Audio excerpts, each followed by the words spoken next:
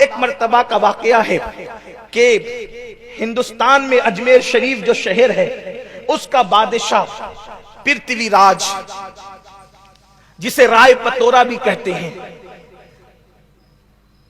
اس کو بڑی تکلیف تھی، پرتھوی راج کو بڑی تکلیف تھی رائے پتورا کو۔ ایک جوان کو بلایا اور وہ راجپوت بہادر جوان سے کہا، یہ فقیر نے ناک میں دم کر رکھا ہے، ہر دن کوئی نہ کوئی اس کے ہاتھ پر اسلام قبول کرتا ہے، اس کی تعلیم کو سنتا ہے، اس کے قریب ہو جاتا ہے، ایک کام کرو، اگر تم اس کو قتل کرنے میں کامیاب ہو گئے، اس کو قتل کرنے میں کامیاب ہو گئے، اپنی آدھی سلطنت تمہیں دے دوں گا، اپنی آدھی حکومت تمہیں دے دوں گا۔ آدھی حکومت کس کو نہیں چاہیے؟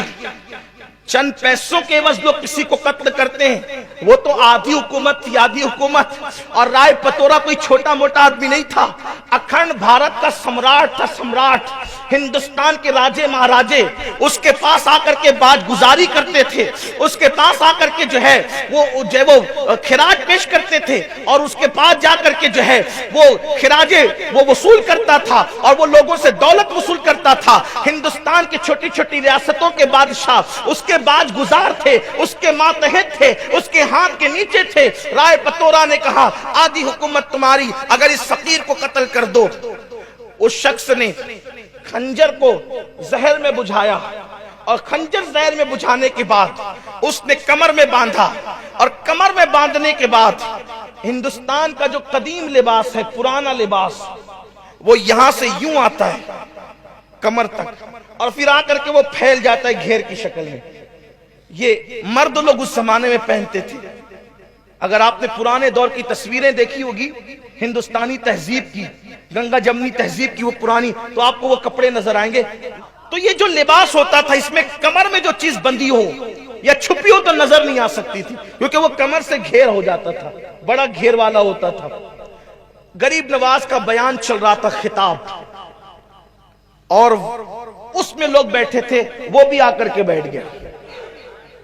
سرکار غریب نواز ایک درخت کے نیچے بیٹھ کر کے بیان کر رہے ہیں، خطاب فرما رہے ہیں، اور کتنی تاثیر ہوگی نا اس زبان میں، جس زبان نے کبھی جھوٹ نہیں بولا، اس زبان میں کتنی تاثیر ہوگی جس نے کبھی حرام لقمہ نہیں کھایا، اس زبان میں کتنی تاثیر ہوگی جس زبان کی پر اللہ کے ذکر کے سوا کبھی کسی کی غیبت نہیں آئی، کبھی کسی کی چگلی نہیں، کبھی کسی کے ساتھ حسد کے جملے نہیں، کبھی گالی گلوچ نہیں۔ کیسی وہ پاکیزہ اور پاک زبان تھی۔ آپ خطاب فرما رہے تھے، وہاں الفاظ کی ہیرا پھیری نہیں تھی، وہاں ادیبانہ اور خطابانہ رنگ نہیں تھا، بلکہ وہاں درویشانہ اور فقیرانہ اللہ کا رنگ لیوے انداز تھا۔ گفتگو ہو رہی تھی، لوگوں کی سسکیاں بن رہی تھی، لوگوں کی زندگیاں تبدیل ہو رہی تھی۔ ایسے میں گفتگو ہوتی رہی، لوگ سنتے رہے، اپنی مراد پاتے رہے اور جاتے رہے۔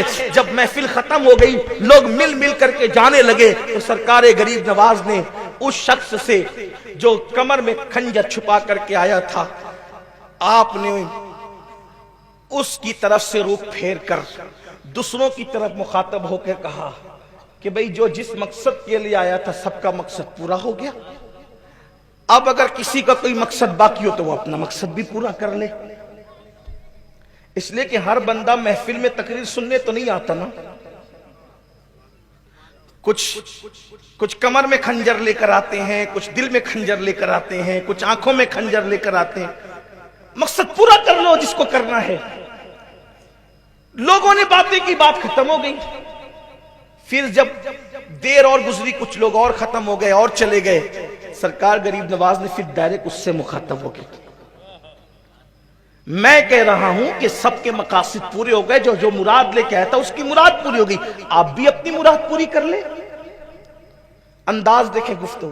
اگر کوئی مجھے گالی دینے آیا، یا کوئی مجھے قتل کرنے آیا، یا کوئی مجھے مارنے آیا، یا کوئی میرے ساتھ بدتمیزی کرنے آیا، تو کیا میں یہ جان کر کے اس کا انداز میرے ساتھ کیا ہے، میرا سلوک کیا ہوگا اس کے ساتھ، میرا انداز کیا ہوگا اس کے ساتھ؟ میرے بھائی، اگر مجمع میں کوئی ناخن پہ پیر رکھ دے تو آدمی کا چہرہ بگڑ جاتا ہے، اور وہاں خنجر کمر میں باندھ کر کے لایا ہے، لیکن سرکار غریب نواز فرما رہے ہیں سب کی مرادیں پوری ہو گئی، اپنی مراد پوری کر لو۔ اس نے کہا، مہاراج میں کون سی مراد لے کر کے آیا؟ فرمایا، تم اچھی طرح جانتے ہو کیا لے کر کے آئے ہو دل میں۔ کہا، میں تو آپ کا بیان سننے آیا تھا، آپ کتنی اچھی بات کرتے ہیں، میں آپ کی باتیں سننے آیا تھا۔ فرمایا اچھا بیان سننے کے لیے آتے ہیں تو کمر میں خنجر باندھ کر آتے ہیں؟ بیان سننے آتے ہیں تو کمر میں خنجر باندھ کر آتے ہیں؟ اس نے کہا کمر میں خنجر تو ہندوستان والوں کی ایک رواج ہے اور راجپوتوں کا انداز ہے کہ ہم کمر میں خنجر باندھتے ہیں، تو میں نے کمر میں خنجر باندھ دیا تو کون سا جرم کیا؟ کہا اچھا خنجر باندھنا اگر ہندوستان والوں کے یہاں رسم و رواج ہے تو بادشاہ کے محل میں جا کر کسی کی جان پر آدھی سلطنت کا سودا کرنا یہ بھی ہندوستان والوں کا رواج ہے کہ اس فقیر کو قتل کر کے آدھی سلطنت کمائیں گے؟ یہ بھی ہندوستان والوں کا رواج ہے۔ اللہ اکبر!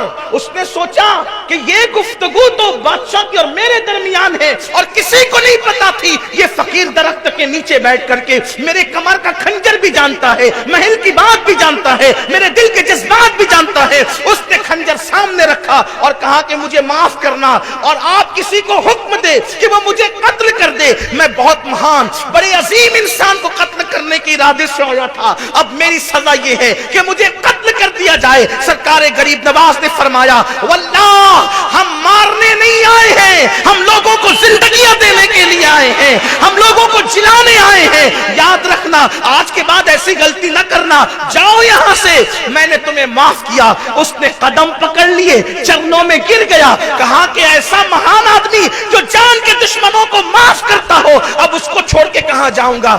میں بھی آپ کے ہاتھوں پہ کلمہ پڑھ کے مسلمان ہونا چاہتا ہوں۔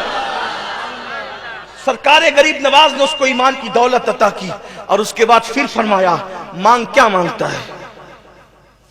آج مانگ لے مجھ سے کیا مانگتا ہے؟ اس نے غریب نواز سے مانگا، بڑا ہوشیار نکلا وہ۔ اس نے غریب نواز سے کہا جب اسلام قبول نہیں کیا تھا تو مجھے پتا تھا کہ آپ کے یہاں لوگ سال میں ایک مرتبہ حج کو جاتے ہیں کعبے کے حج کے لیے، میری تمنا یہ ہے کہ میں زندگی میں 40 مرتبہ حج کروں۔ کتنا ہوشیار ہے! حج نہیں مانگا صرف بلکہ لمبی عمر بھی مانگ لی، کیونکہ حج روز روز تھوڑی ہوگا، جتنے حج ہوں گے اتنے سال پڑیں گے۔ اس نے کہا کہ میں 40 حج کرنا چاہتا ہوں اور پھر تمنا یہ ہے جب 40ویں حج کے لیے جاؤں تو پھر لوٹ کر نہیں آؤں، مکے ہی میں میرا وصال ہو جائے۔ سرکار غریب نواز نے فرمایا جا تجھے یہ بھی عطا کیا۔ یہ تھے تبلیغ کے اصول، دعوت کے اصول، لوگوں کو اپنا بنانے کے اصول۔